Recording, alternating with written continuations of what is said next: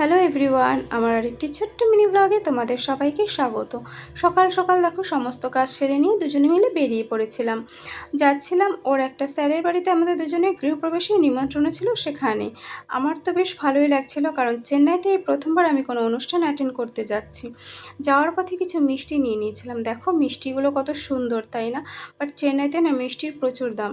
এর আগেও অনেক অনুষ্ঠান বাড়ি নিমন্ত্রণ পেয়েছিলাম, কিন্তু হাজব্যান্ডের অফিস ছুটি না থাকায় যেতে পারিনি। দেখো গিয়েই দেখি এইভাবে চাল কুমড়ো আর নারকেল ফাটিয়েছে, কারণ এরা এটাকে শুভ মনে করে, যে কোনো শুভ অনুষ্ঠানের আগে এগুলো ফাটায়। আর দেখো গেটের সামনে কত সুন্দর মোচা সহ কলা সহ গাছগুলোকে টাঙিয়ে রেখেছে। দেন আমরা ভেতরে ঢুকে গেলাম। স্যার আমাদের সঙ্গে একটু ফটো তুলে নিয়েছিল। গিয়ে দেখি পুজোর যত অনুষ্ঠান সব হয়ে গেছে, কারণ আমাদের না যেতে যেতে অনেকটাই লেট হয়ে গেছে, তাই আর আমরা কোনো অনুষ্ঠানগুলো সেভাবে দেখতে পারিনি। দেন দেখো এখানে কত সুন্দর গিফটগুলো প্যাকিং করে এনেছে সবাই। তারপরে আমরা ওপরে চলে যাচ্ছিলাম স্যারের সঙ্গে খাওয়া দাওয়ার ওখানে। স্যারটা না খুবই ভালো ছিল, ওনার কথাবার্তা তো খুবই সুন্দর, বাট আমি অতটা বুঝিনি কারণ উনি তামিলে বলছিল। দেন আমাদের দিয়ে দিল ছোট্ট একটা জলের বোতল। তারপরে দিচ্ছিল কলা পাতা, কারণ চেন্নাইতে যে কোনো অনুষ্ঠান বাড়িতে এরকম কলা পাতায় খাওয়ায়, আর স্যারই পরিবেশন করছিল। এই জিনিসটা না আমার বেশ খুব ভালো লাগলো। দেন আমার হাজব্যান্ড পাতাটা একটু ধুয়ে দিল। তারপরে দেখো দিয়েছে একটা তরকারি, জানি না এটা কী তরকারি। তারপরে দিল একটা বড়া, কারণ চেন্নাইয়ের খাবারগুলো একটু অন্যরকম। আমার কোনো আইডিয়া নেই এই সম্পর্কে, এই প্রথমবার আমি যেহেতু গিয়েছিলাম।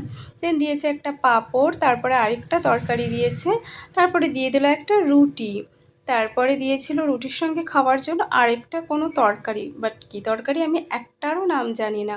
দেন তারপরে দিয়ে দিয়েছিল ভাত, তারপরে দিয়ে দিয়েছিল একটু ডাল টাইপের কিছু তরকারি। বেশ ভালোই না? দেখো এটা হচ্ছে সাউথ ইন্ডিয়ান থালি, কত সুন্দর। আর এটা দিচ্ছিল পায়েস, পায়েসটা খেতে কিন্তু খুব সুন্দর ছিল। দেন আমরা খেয়ে দিয়ে নিয়েছিলাম দুজনে। খাওয়ার পরে পাতাটা এইভাবে ফোল্ড করে রাখতে হয়, তো আমরা পাতা ফোল্ড করে দেন হাত ধুতে চলে গেছিলাম। হাত ধুয়ে দেখো এখানে কত সুন্দর পরিবেশটা আমি একটু ফ্রেমবন্দি করে নিলাম। দেন আমরা চলে এসেছিলাম। স্যারের মা আবার আমাকে ডাকলো, ডেকে আবার আমাকে এই গিফটটা দিল, ওই যে আন্টিটা। চেন্নাইতে না কোনো অনুষ্ঠান বাড়ি গেলে বেশ যাওয়ার সময় ফেরার পথে তো কোনো না কোনো গিফট দেয়। দেখো কী কী দিয়েছিল, দিয়েছে কলা, লাড্ডু আর একটা পান পাতা সহ থালা। দেন বিকেলবেলা আমরা এই দুষ্টুটাকে নিয়ে চলে গেছিলাম একটু পার্কে। আমার এই ছোট্ট মিনি ব্লগটা তোমাদের সবার কেমন লাগলো জানিও প্লিজ।